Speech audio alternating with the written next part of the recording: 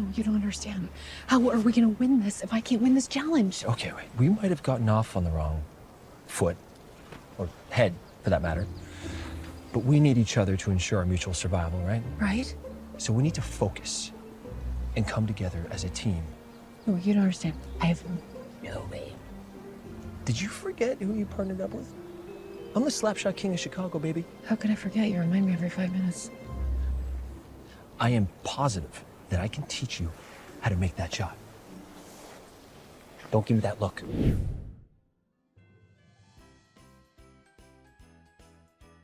Yeah, you know, funny enough, that one I remember more clearly than a few others that I did right after that. Right.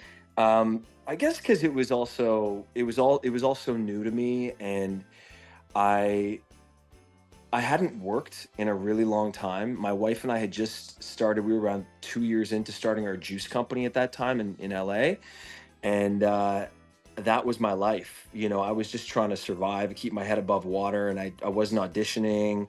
I wasn't going to class. I wasn't working on my craft, you know, like I normally was when I first got to LA. And and my manager called me out of the blue and he said, "Hey, you got this offer to shoot a Hallmark movie." And I was like, "Hallmark? Don't they? Aren't they the greeting card company? They do movies?" And he said, "Yeah, I'll send you the script. It's a really cute script." And so he sent it to me, and I I read it. I was like, "I want to do this." And it was, you know, it was one of those things. When I got to set, I didn't know why I got offered this job. I had done it. My body of work was decent, but it wasn't. I didn't feel like I was in an offer Right. Right. position at that point.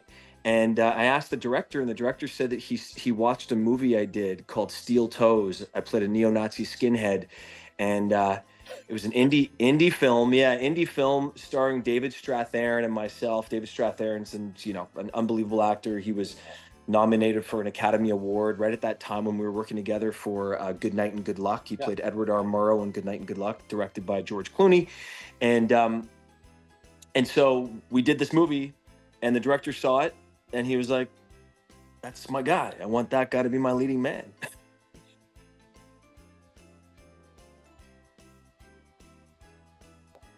Yeah, so we shot it all in Vancouver, believe it or not. But Nice. we shot.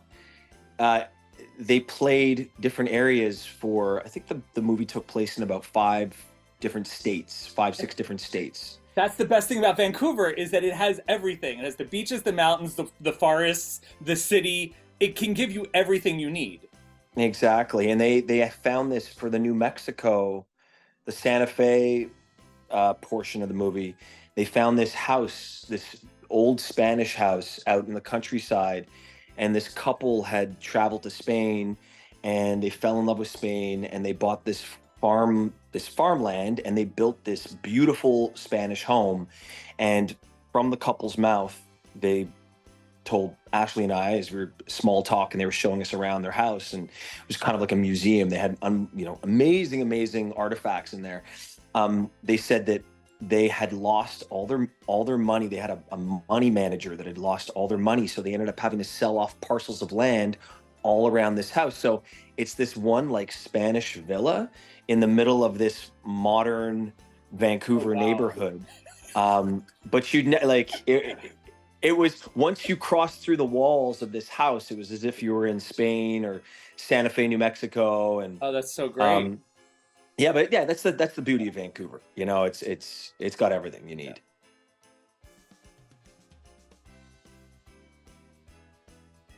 You know, I don't think the romance has changed that much. I think it's the peripheral around the romance that has changed. I think the storytelling has changed a bit. I think there's a lot more elasticity in where we're allowed to go and play, and the bubble we're able to play with. And there's not really like back in the day. It's funny because in Vancouver they shoot so many movies, so many Hallmark movies, as you know. Um, we would get these day players that would come in and say that they did a Hallmark acting class, and it was specific to these Hallmark movies, and casting directors were like, "This is how you have to be in a Hallmark movie. This is how you have to act. This is how you." But even back then, like I was very surprised that that was happening in Vancouver, because you don't go into a Hallmark movie necessarily. You don't. It's not like you go into it saying I'm in a Hallmark movie, so I'm going to act a certain way. And I think it's just, you know, fast forward to where we are now, we're so far beyond that. It's, you know, when you do a Hallmark movie, it's you're working for the brand, yes, and it's a beautiful thing, because they bring joy and happiness and all the things that people know that these movies bring to people's lives. But you're working in a, like, when I do my mystery wheel, Nikki and I approach it like we're doing an HBO or an ABC or a network television mystery.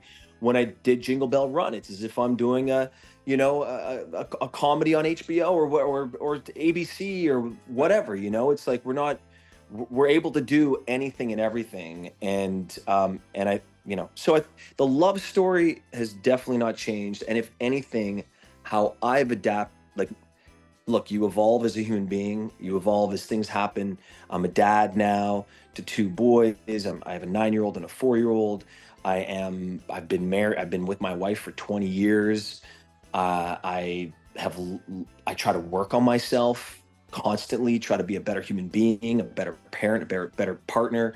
And so I think that the approaching these love stories, I now have more tools in the tool chest to be able to draw upon, to tap into sides of myself and say, oh, I remember I did this for my wife, or I did this.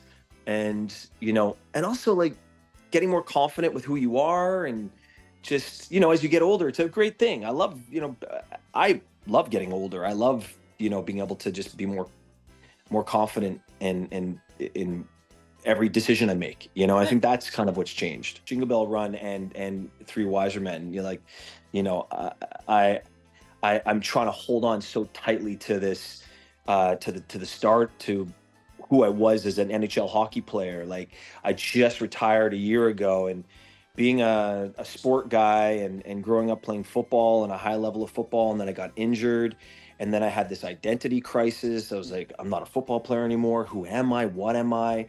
So and that's how I continued to get deeper into my acting. And so it was great, because I related to this guy's feelings and to where he might have been in his life.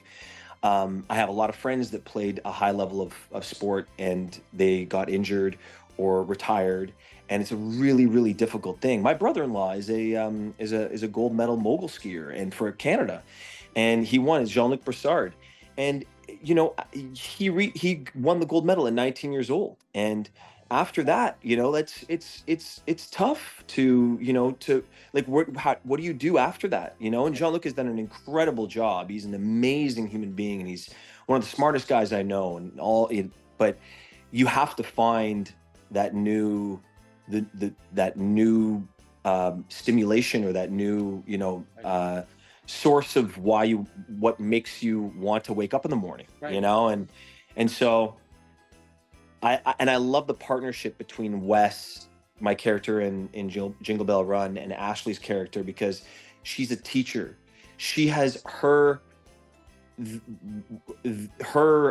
what she does on her day to day is so much greater than what I did in my career. Like, being an NHL hockey player, that's great, but she is like a local hero. She is a hero, an actual hero, waking up, teaching these kids. And I love the yin and yang of these two characters coming together and learning a little bit about each other, and really what makes life worth, what, you know, the quality, and what makes a quality life, you know. And that's giving up your, you know, being of service to other people.